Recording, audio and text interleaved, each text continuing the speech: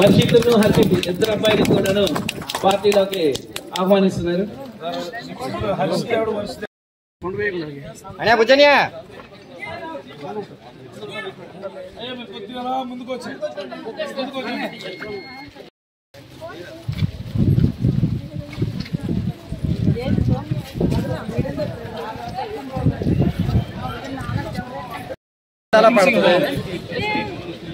మొత్తం మీద సార్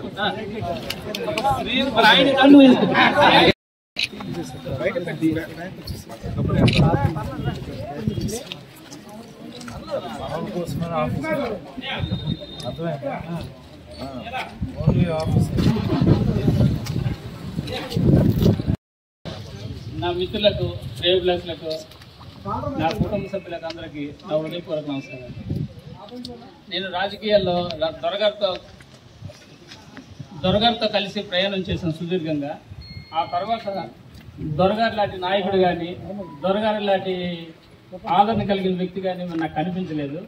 ఎంత రాజకీయాల్లో ఎన్ని రకాల ప్రయత్నాలు చేసినా సరే మన రాజకీయాలు వేరు, వాళ్ళ రాజకీయాలు వేరు ఇలా తయారయ్యాయి. రాజకీయాలు విసిగెత్తిపోయి రాజకీయాలు మానేద్దామనే టైంలోనూ మన అప్పలరాజు గారు వచ్చి నువ్వు ఉండాలని కలిసి పనిచేద్దాం అనుకొని మాట్లాడారు.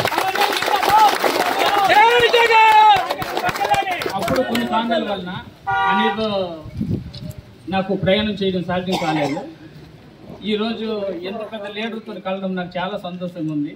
ఇలాంటి లీడర్కి నేను దొరగారి కన్నా చాలా ఎక్కువగా అభిమానిస్తున్నాను.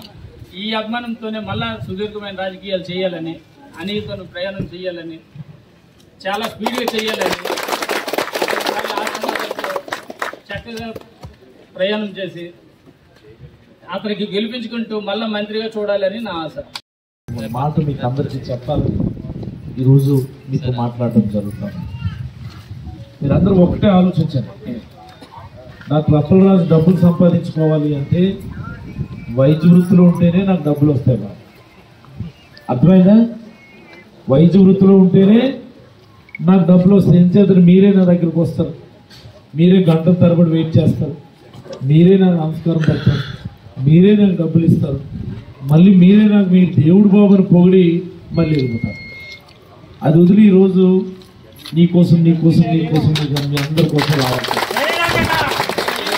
నిలబడ్డాం. మనందరి సహకారంతోనే చాలా గట్టిగా నిలబడ్డాం. మనం గట్టిగా నిలబడేసరికి మన మీద కొంతమందికి అసూయ. ఈ కొండ కావాలని ఒకటి అడిగాడు, అలా పిడి మనసు కొండ కావాలని ఒకటి అడిగాడు, అలా తాడివాడు కొండ కావాలని అడిగాడు. కొండలు ఇచ్చేస్తే నేను పెద్ద నాయకుడిని, గొప్ప నాయకుడు, మంచి నాయకుడిని, కొండలు ఇవ్వకపోతే నేను చెడ్డ నాయకుడిని, హాట్ హాట్ హాట్ అని చెప్పి నా మీద ఎగిరి పడతా ఉన్నా. మరి ఇలాంటి సందర్భంలో బుజ్జి లాంటి వ్యక్తులు ఈ ఊరికి అవసరమని నేనైతే చాలా మంచి మనసుతో మళ్ళీ క్రియాశీల రాజకీయాల్లో